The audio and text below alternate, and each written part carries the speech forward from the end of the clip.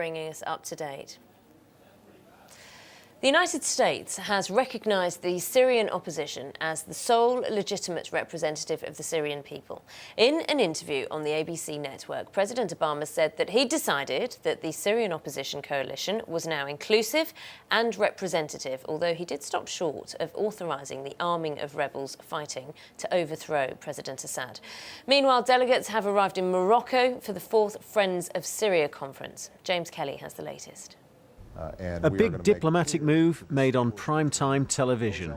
We've made a decision that the Syrian opposition coalition is now inclusive enough, is reflective and representative enough of the Syrian population that we consider them the legitimate representative of the Syrian people in opposition to the Assad regime.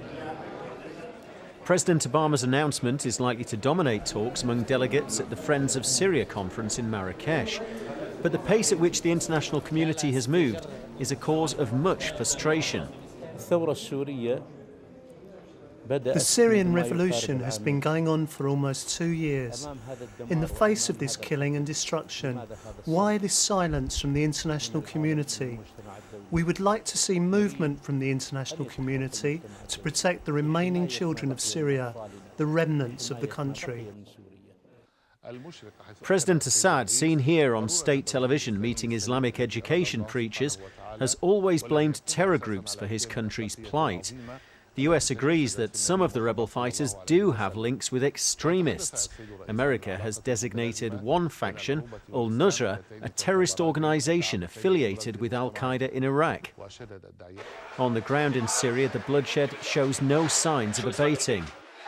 Unverified video posted on the internet claims to show a young boy who survived when a building was blown up. Reports suggest it happened here, the village of Akrab to the west of Hama.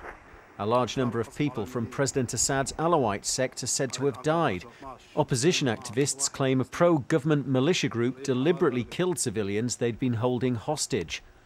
And in Deir ez-Zor, the largest Syrian city in the northeast on the Euphrates River, more unverified footage shows what's said to be the aftermath of shelling by government forces.